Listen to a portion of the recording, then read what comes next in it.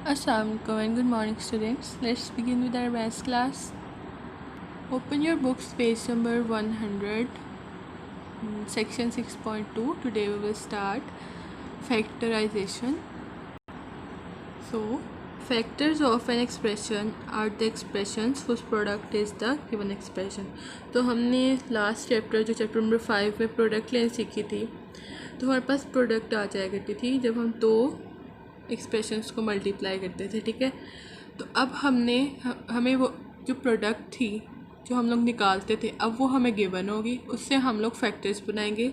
यानी जिन दो एक्सप्रेशंस को मल्टीप्लाई करके हमारे पास आंसर आता था, हमने अब वो एक्सप्रेशंस फाइंड करनी है जिनको मल्टीप्लाई करके आंसर आता है। ठीक है, यानी कि हमने फैक्टर्स बनाने हैं। ठीक है, जैसे हम छोटी क्लासेस में फैक्टर्स बनाते थे, 6 आता है हमारे पास जब हम 2 को मल्टीप्लाई करते हैं 3 के साथ, तो 2 इंटू 3 इसके फैक्टर्स होते थे। इसी तरह अब हमने यहाँ पे अलजेब्रिक फॉर्म में इनको स्टडी करना है। So the process of expressing the given expressions as a product of its factor is called factorisation और फैक्टराइजिंग। सो फर्स्ट टाइप है हमारे पास दी हुई फैक्टराइजेशन के लिए। सो फर्स्ट टाइप है that is k a plus k b plus k c, यानी कि 3 टर्म्स होंगी हमारे पास एक एक्सप्रेशन के अंदर। ठीक है, हमने उन तीनों के अंदर से कॉमन निकालना है। ठीक है, for example factorise 2x minus 4y plus 6z। अब वेरिएबल्स तो हमारे पास कोई कॉमन नहीं आ सकते क्योंकि तीनों डिफरेंट वेरिएबल्स हैं इन टर्म्स के अंदर, लेकिन जो कोफिशेंट्स हैं, यहाँ 2 है, यहाँ 4 है, यहाँ 6 है। ठीक है, तो आपको अगर याद हो हम लोग HCF लिया करते थे छोटी क्लासेस में। सो HCF is the highest common factor जो इन तीनों में आ रहा है। ठीक है, तो इन तीनों में देखो जो कॉमन आ रहा है दैट इज़ 2 बाहर कॉमन ले लिया, अंदर रह गया x minus 2y plus 3z। तो अगर हम इस 2 को अंदर मल्टीप्लाई करेंगे तो हमारे पास वही टर्म दोबारा से बन जाएगी जो उसने क्वेश्चन में दी हुई है। ठीक है, जैसे कि 2x था, उसमें से 2 कॉमन आ गया। अब अगर हम 2 को x से मल्टीप्लाई करेंगे दोबारा 2x आ जाएगा। इसी तरह 2 इंटू 2 4 होता है। ठीक है, 2 बाहर कॉमन आ गया तो अंदर माइनस 2 रह गया, और 2 इंटू 3 6 होता है। सो 2 बाहर है तो 3 अंदर रह गया। ठीक है, सो 2 कॉमन है एंड 3 अंदर है, जब मल्टीप्लाई करेंगे तो 6c ही आ जाएगा। अब हम लोग एक्सरसाइज पे चलते हैं। एक्सरसाइज 6.2 है फैक्टराइज द फॉलोइंग। ठीक है, now I will solve all the odd questions. ठीक है, जिनके ऑड नंबर्स एंड और ये जो इवन नंबर्स वाले क्वेश्चंस हैं ये आपका होमवर्क है। ठीक है, now starting with the first question, 3x minus 9y दिया उसने। ठीक है, सो हमने यहाँ से कॉमन फैक्टर्स निकालने हैं, इसके फैक्टर्स बनाने हैं। ठीक है, अब यहाँ x है, यहाँ y है। x और y में से तो कुछ कॉमन नहीं आ रहा, जस्ट उनके कोएफिशिएंट्स में से कॉमन आ रहे हैं। बिकॉज अगर हम लोग HCF लेके फाइंड चेक करें, 3 और 9 का HCF क्या आता है, ओनली 3 एक HCF आता है हमारे पास। ठीक है, तो हम 3 को बाहर लेके आएंगे और x माइनस, अब 3 इंटू 3 9 होता है। ठीक है, सो 3y अंदर रह गया, और जब हम इसको ओपन करेंगे तो हमारे पास यही चीज़ बन जाएगी। ठीक है, moving on to the third one. अब पहले हमने कोफिशिएंट्स को देखना है, उसके बाद वेरिएबल्स के साथ डील करेंगे। देखो इस टर्म में भी a आ रहा है और इस टर्म में भी, इसको बाद में देखते हैं, पहले हम लोग इन दोनों को चेक करते हैं। अब हमें इन दोनों में कॉमन बताना है। इन दोनों में देखो 2 आ रहा है कॉमन, 2 इंटू 3 6 एंड 2 इंटू 7 14। सो 2 लेके आएंगे हम बाहर, अंदर क्या आएगा। अब 2 तो कॉमन आ गया। अब हम लोग कॉन्स्टेंट वेरिएबल्स को देखते हैं कि इनमें से कॉमन क्या आ रहा है। यहाँ भी a है और यहाँ भी a है, तो a भी कॉमन आ गया हमारे पास। ठीक है, अब बचा हमारे पास 2 इंटू 3 6 होता है, और a हमने बाहर ले लिया और b रह गया बाकी। ठीक है, इसी तरह अब 2a बाहर है, 2 इंटू 7 14 होता है, और a हम बाहर पहले ही लेके आ चुके हैं, कॉमन ले चुके हैं। c रह गया, c को अंदर पुट कर देंगे।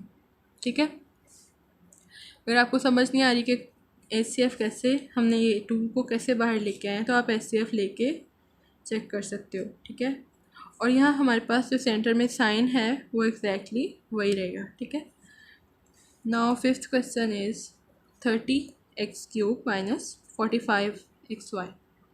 यहाँ पे भी देखो अब हमारे पास 5 कॉमन आ रहा है, ठीक है, 5 आ गया हमारे पास, नॉट 5, 15 आ रहा है। देखिए हम ऐसे लेके चेक करेंगे, वैसे देख के तो हम बता सकते हैं कि दोनों 5 के टेबल में आ रहे हैं, ठीक है, लेकिन अगर आप ACF लेके देखो 5 × 6 30, 5 × 9 45, अगेन ये आगे हो रहा है सॉल्व, ठीक है।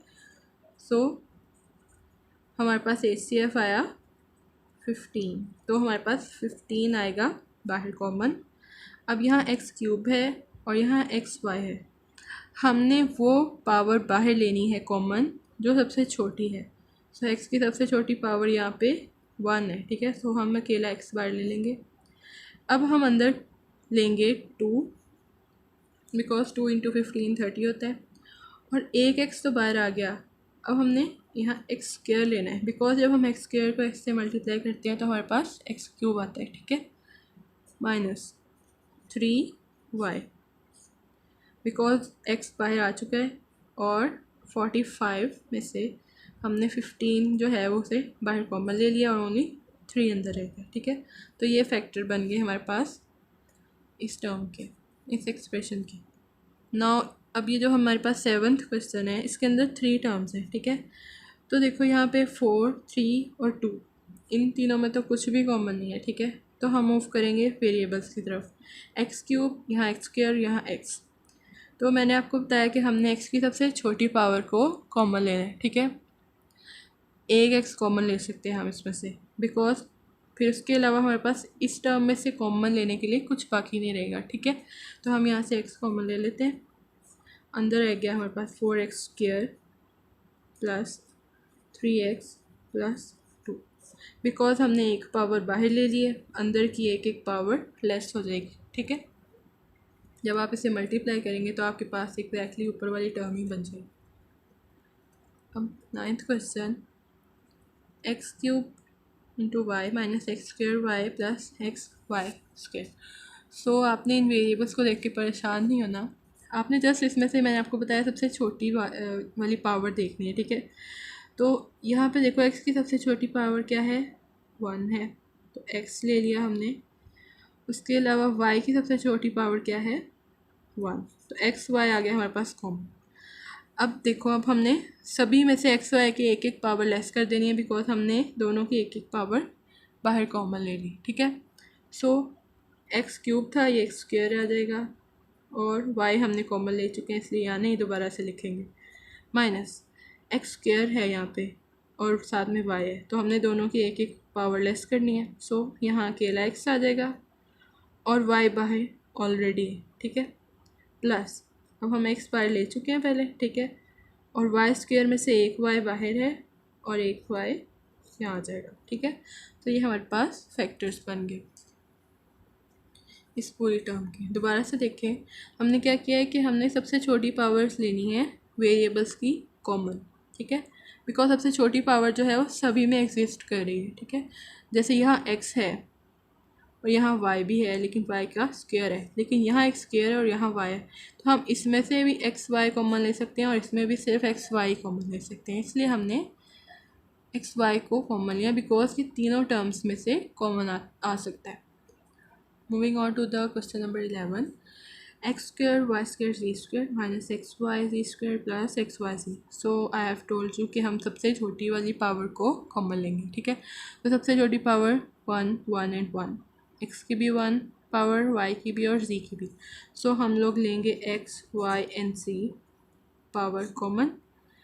अब यहाँ से एक पावर लेस कर देंगे, x y z आ गया। जब हम इसको मल्टीप्लाई करेंगे आपस में तो यही बन जाएगा हमारे पास, ठीक है, माइनस।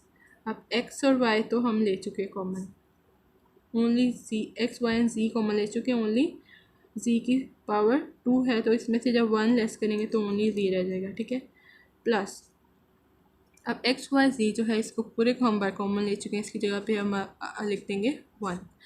अब जब हम इसको इस टर्म के साथ मल्टीप्लाई करेंगे तो हमारे पास एग्जैक्टली यही टर्म बनेगी, ठीक है। So this is the factorisation of these expressions. Moving on to the question number 13। अब देखो यहाँ पे भी हमने सबसे छोटी वाली पावर को लेके चलना है। यहाँ हमारे पास कोई कांस्टेंट नहीं आ रहा फर्स्ट वाली टर्म में, इसलिए हम लोग HCF वगैरह कुछ कोई कॉमन फैक्टर नहीं निकालेंगे, ठीक है। सिर्फ वेरिएबल्स के साथ डील करेंगे। x की सबसे छोटी पावर यहाँ 1 है और y की सबसे छोटी पावर हमारे पास 2 है, तो हम लोग जो कॉमन लेंगे वो आएगा XY², ठीक है।